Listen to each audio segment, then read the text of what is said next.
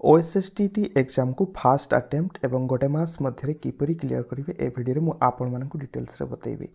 2022 रे मु निजे यही एग्जाम को देइथली एवं फास्ट अटेम्प्ट रे ही क्लियर करथली। बीएड रो 4th सेमेस्टर सरीबार 22 दिन मध्य ही OSSTT एग्जाम होता है से 22 दिन मध्य ही मु निजर प्रिपरेशन करथली। तो मु कौन सब फॉलो करथली जदि आपण माने यही वीडियो को देखुंत आपन को एक जनरल आइडिया मिल जाए जदि आपण पाखे वर्तमान कम समय अच्छी आप नेक्स्ट OSSTT एग्जाम देवा जाऊँच। ये हूँ मोर सर्टिफिकेट मोर ब्रांच थिला PCM एवं आपण मैंने एक डिसेंट स्कोर करें क्वालिफाई करने सहित। तो मु कौन करी ना प्रथमे मु प्लान करी जे मोर स्ट्रॉन्ग सब्जेक्ट केउटा एवं वीक सब्जेक्ट केउटी। जो स्ट्रॉन्ग सब्जेक्ट थिला मोर थियोरी पार्ट रे इंग्लिश ता सहित फिजिक्स केमिस्ट्री एवं मैथ कहीं ना साइकोलॉजी रे मु टिके कन्फ्यूज रुहे। तेणु से जो स्टार्टिक पार्ट थिला क्यों साइकोलॉजिस्ट कौन कही क्या उपरे एक्सपेरिमेंट करते केबे क्यों कमिटी आसला ए सब जिन गुड़िक मु केवल पेडागोजी रे ध्यान देइथिले। ता सहित निजर जो स्टडी मटेरियल थिला मु केवल ताकू लिमिटेड रखिथिली। जो साइकोलॉजी रे मु बीएड रे पढ़ी जहाँ सब नोट्स थिला ताकू ही रिवाइज करथिली एवं ता सहित यूट्यूब रो सहायता नैथिली। जेतेबेले भी जहाँ भी मु पढ़ुथिली ताकू नेक्स्ट डे रे ताकू इफेक्टिव भाव रे ताकू रिवीजन करथिली। काहे कि जदी गोटिए चैप्टर को पढ़ी देला परे ताकू जदी नेक्स्ट दिन देखा न जाए तेबे से जिनस गुडी को माइंड रु इरेज हो जाए एवं से जिनस गुडी को नेक्स्ट टाइम आ मने पड़ेनी।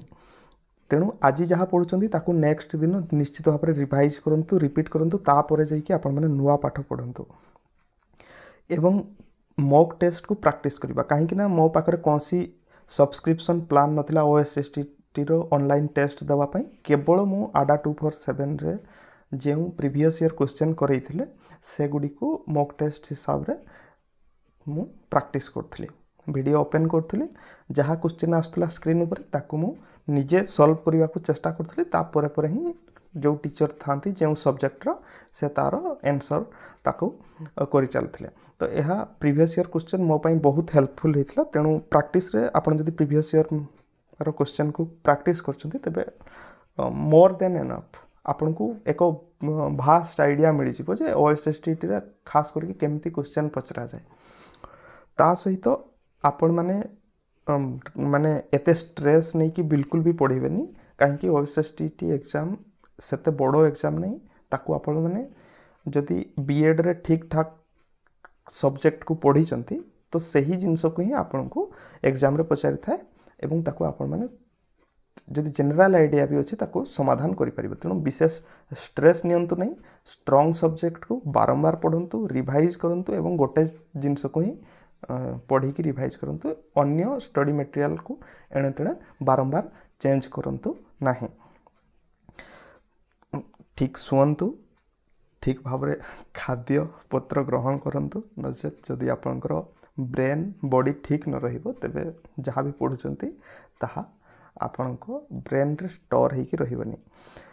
ता सहित आउ गोटे सबुठु बड़ जिनस जदि आपण माने घरे रही वर्तमान निजे प्रिपरेशन करछंती आपनकर फ्रेंड सर्कल सेमती नाही बा मु जेमती सेल्फ प्रिपरेशन करथली तो से समय कौन होता ना कौनसी डाउट आसीगला मन रे तो कौन करेंगे आपनकर जदि कौनसी फ्रेंड अच्छे तांको सहित शेयर करंतु से क्वेश्चन को ताहार उत्तर जानिबा को चेष्टा करंतु। ता सहित आपनकर जदि कौनसी ग्रुप अच्छे ग्रुप रे क्वेश्चन पोस्ट करके ताहार आंसर मध्य आपण माने नहीं पारिबे। से टेलीग्राम व्हाट्सएप जे कौनसी जगह आपण माने जोड़ी होइछंती।